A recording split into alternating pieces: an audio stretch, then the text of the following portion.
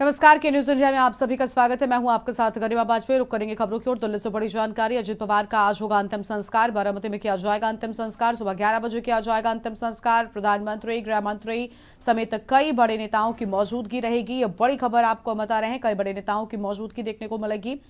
आज अंतिम संस्कार किया जाएगा, ये बड़ी जानकारी आपको हम बता रहे थे। जहां प्रधानमंत्री और गृह मंत्री समेत कई बड़े नेताओं की रहेगी मौजूदगी। आज होगा अंतिम संस्कार। बारामती में किया जाएगा अंतिम संस्कार।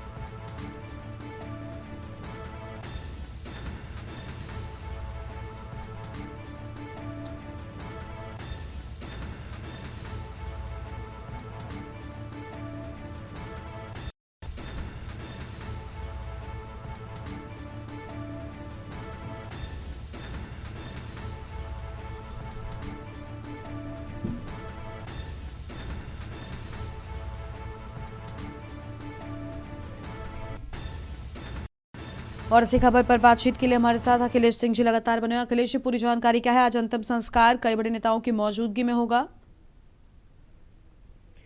देखिए, महाराष्ट्र के डिप्टी सीएम रहे अजीत पवार का आज अंतिम संस्कार होगा। अंतिम संस्कार बारामती में किया जाएगा। करीब इसके 11 बजे का समय रखा गया है, जब बारामती के विद्या प्रतिष्ठान मैदान में अंतिम संस्कार किया जाएगा। हालांकि आज सुबह से ही तैयारी हो रही है कि अजीत पवार के जो पार्थिव शरीर को है उसे पहले अंतिम दर्शन के लिए रखा जाएगा। उसमें आम लोग आएंगे, राजनेता आएंगे, तमाम लोग पहुंच रहे हैं। और सबसे बड़ी बात है कि इसमें होने के लिए प्रधानमंत्री नरेंद्र मोदी, केंद्रीय गृह मंत्री अमित शाह, भारतीय जनता पार्टी के राष्ट्रीय अध्यक्ष नितिन नवीन समेत तमाम जो राजनीतिक दल हैं उनके नेता पहुंच रहे हैं। चाहे समाजवादी पार्टी हो, बहुजन समाज पार्टी हो, कांग्रेस हो, तमाम जो राजनीतिक दल हैं उनके नेता एक एक करके अजीत पवार के पार्थिव शरीर के अंतिम दर्शन के लिए बारामती पहुंच रहे हैं। और ये अंतिम दर्शन के लिए 11 बजे तक पार्थिव शरीर रखा जाएगा और 11 बजे अंतिम संस्कार की प्रक्रिया शुरू कर दी जाएगी। और आज कहा जा सकता है कि महाराष्ट्र ही नहीं, पूरे देश की राजनीति के हलकों में शोक की लहर है। सभी अजीत पवार में चर्चा कर रहे हैं कि कैसे उनका अंतिम दौरा था, जिसमें उनका निधन हुआ। करीब 67 साल की उम्र में उनके विमान हादसे में मौत हुई। करीब 40 साल का उनका राजनीतिक था। करीब 26 साल की उम्र में उन्होंने चुनाव लड़ा और अब तक वो कई विधायक और लोकसभा का चुनाव जीते, मंत्री रहे, उप मुख्यमंत्री बने। तो इस तरह का उनके कैरियर को लेकर याद करते हैं और तमाम लोग ये कहते हैं जो उनके घर पहुंच रहे हैं, उनके परिवार है, बाहर से हैं, मिलने वाले हैं, गांव से हैं, सभी लोग ये कह रहे हैं कि अजीत पवार की एक खास खूबी हुआ करती थी कि वो सुबह जल्दी एक्टिव हो जाया करते थे, लोगों से मिलते जुलते रहते थे और वो किसी भी से काम के का वादा करते थे और चलते फिरते भी अगर उनको कोई किसी भी काम का कागज पकड़ता था तो उसको वो काम करते थे। ये लोगों के अंदर ज्यादा प्रतिष्ठा मान चलते हैं कि वो उनके कहने और करने में कोई दो राय नहीं होती, एक राय होती थी। और इसलिए उनके चाहने वालों की लंबी भीड़ और भारी संख्या में लोग अंतिम दर्शन के लिए लगातार सुबह से पहुंच रहे। कल से ही भीड़ जुट रही थी और आज 11 बजे अंतिम संस्कार कर दिया जाएगा। और कहा जा सकता है कि महाराष्ट्र की राजनीति और देश में एक ऐसे राजनेता को खो दिया है जिसकी भरपाई अब नहीं की जा सकती है और उन्हें आगे राजनीति में अक्सर याद किया जाएगा। और जब जब इस तरह के विमान हादसे होंगे जिनमें किसी बड़े नेता की जान जाएगी तो अजीत पवार को एक बार फिर याद किया जाएगा, जैसे पुराने कई बड़े हादसे हुए हैं जिनमें नेताओं ने अपनी जान गंवाई है, उनको आज भी याद किया जाता है। बहुत शुक्रिया आपका हमारे साथ जुड़ने के लिए अखिलेश जी और अहम जानकारी के लिए।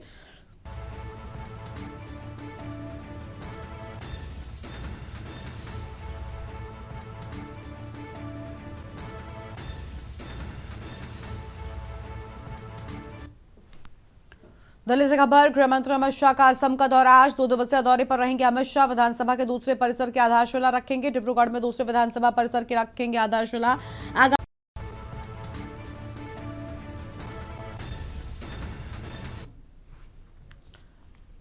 दिल्ली से खबर, यूजीसी के नए नियमों पर आज सुप्रीम कोर्ट में होगी सुनवाई। यूजीसी के नए नियमों के खिलाफ सुप्रीम कोर्ट में दायर की गई याचिका, सीजेआई सूर्यकांत जस्टिस जयमाल्या बागची की बेंच करेगी सुनवाई। वकील विनीत जिंदल ने सुप्रीम कोर्ट में दायर की है याचिका। याचिका में सामान्य वर्ग के लिए बताया गया भेदभावपूर्ण। याचिका में यूजीसी के नए नियमों पर रोक लगाने की मांग। बड़ी जानकारी आपको हम बता रहे हैं, विनीत जिंदल ने सुप्रीम कोर्ट में दायर की है याचिका। अहम खबर आपको हम बता रहे हैं।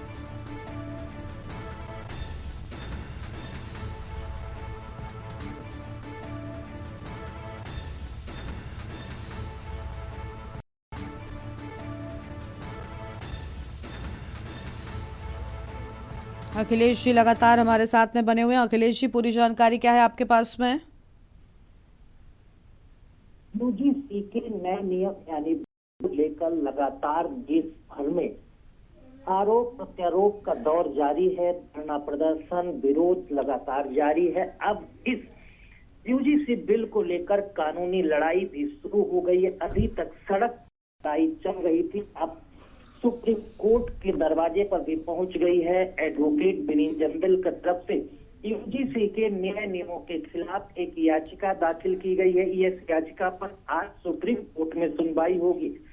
सुप्रीम कोर्ट के चीफ जस्टिस की बेंच इस दायर याचिका पर सुनवाई करेगा। 2 जजों की बेंच सुप्रीम कोर्ट में आज सुनवाई करेगी। सीजेआई सूर्यकांत और सीजेआई जस्टिस सूर्यकांत के साथ साथ जस्टिस बागची की बेंच सुनवाई करेगी। इसमें याचिकाकर्ता विनीत जिंदल की तरफ से कहा गया है कि यूजीसी के जो नए नियम आए हैं वो सामान्य वर्ग के छात्रों के साथ भेदभावपूर्ण रवैया अपनाते हैं, इसलिए इस पर प्रतिबंध लगाया जाए और नियमों को किया जाए। साथ ही साथ इन नियमों के बदलाव के लिए केंद्र सरकार को नोटिस जारी किया जाएगा। फिलहाल आज जब सुप्रीम कोर्ट में सुनवाई होगी तो ये उम्मीद की जा सकती है कि वकील विनीत जिंदल के तरफ से यूजीसी के लेकर अपने जो फैक्ट हैं उनको रखेंगे। इसके साथ ही साथ जो सीजीआई की बेंच है उसके तरफ से सरकार को भी एक नोटिस जारी करके जवाब मांगा जाएगा कि यूजीसी के नियम है जिनको लेकर याचिका दाखिल की गई है उसमें सरकार का पक्ष क्या है।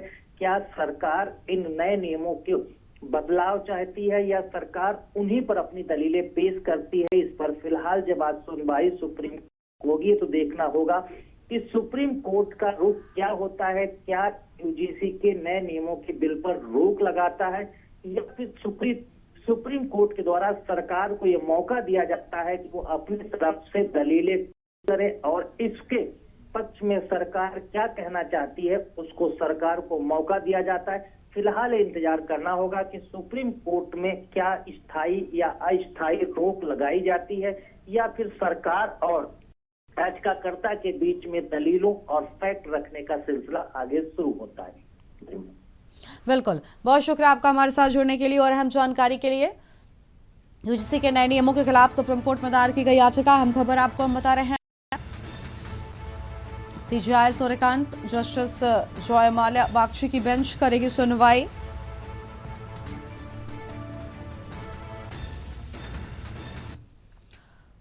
लखनऊ से खबर, सांसद करण भूषण सिंह का बड़ा बयान, यूजीसी में स्टैंडिंग कमेटी का कोई योगदान नहीं था। यूजीसी जनभावना का सम्मान करे। करण भूषण शिक्षण संस्थाओं को जातिगत युद्ध का केंद्र बनने नहीं दे सकते। बड़ी जानकारी आपको हम बता रहे हैं, स्टैंडिंग कमेटी का कोई योगदान नहीं था।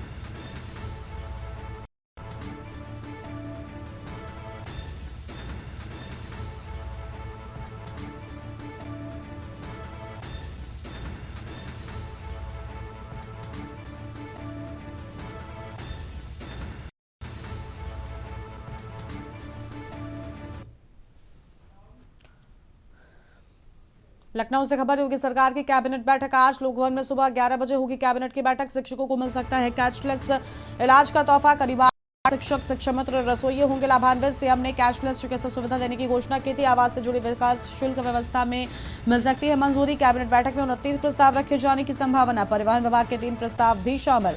बड़ी जानकारी आपको हम बता रहे हैं।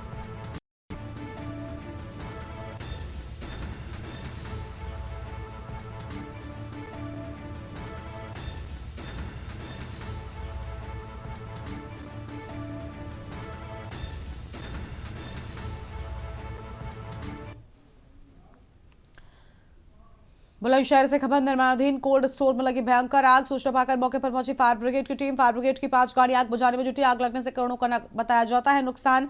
आग के कारणों का अब तक नहीं चल सका है पता। पासु थाना क्षेत्र के कोल्ड स्टोर का पूरा मामला सामने आया है। बड़ी जानकारी आपको बता रहे हैं। 5 गाड़ियां आग बुझाने में जुटी हुई हैं।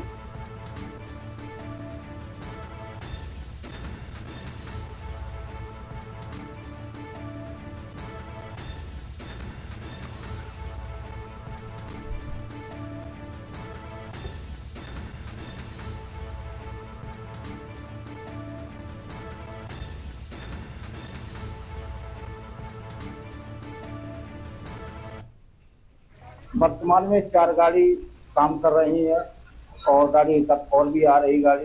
और कुल मिला के बात यह है कि एक चैम्बर में कवर कर लिया। अभी चैम्बर में धीरे आग बुझाते हुए हम लोग पहुंच रहे हैं।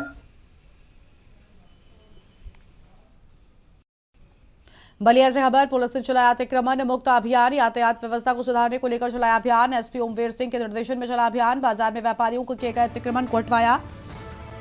शहर कोतवाल क्षितिज त्रिपाठी ने चलाया अभियान। चौकी इंचार्ज सौरभ सिंह ने अभियान। विजय सिनेमा रोड से स्टेशन रोड तक चला अभियान। राहगीरों और वाहन चालकों को मिली बड़ी राहत।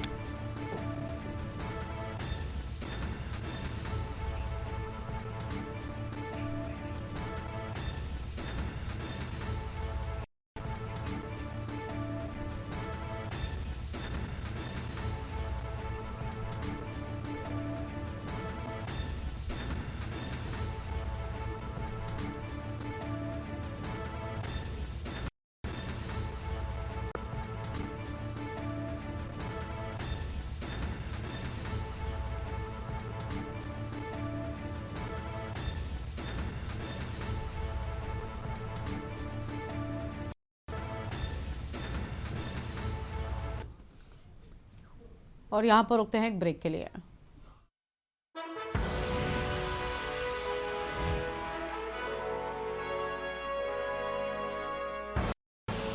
आप देख रहे हैं के न्यूज खबरों का।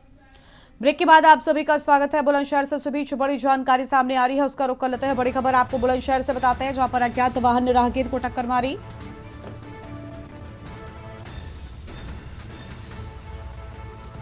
अहम खबर आपको हम बता रहे हैं। नेहरूपुर शुंगी के पास वाहन ने मारी जोरदार टक्कर।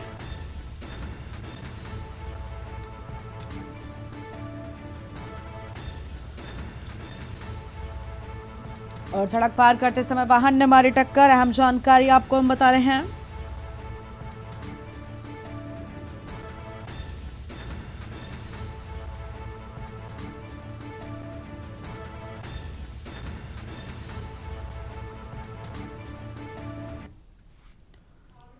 बड़ी खबर आगरा से है। इस बीच बड़ी जानकारी आगरा से सामने आ रही है, उसका रुख कर लेते हैं, जहां पर राज चौहान हत्याकांड में पुलिस की बड़ी कार्रवाई। अहम खबर आपको हम बता रहे हैं। पुलिस और बदमाश के बीच मुठभेड़।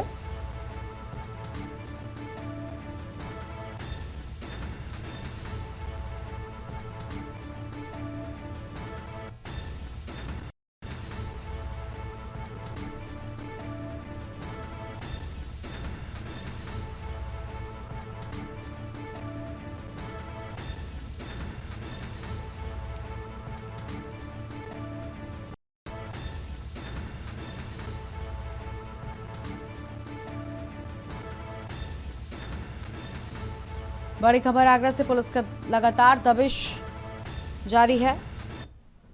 आगरा से बड़ी जानकारी, चौहान हत्याकांड में पुलिस की बड़ी कार्रवाई। इस बुलेटिन में इतना ही। आप देखते हुए के न्यूज़ इंडिया। नमस्कार।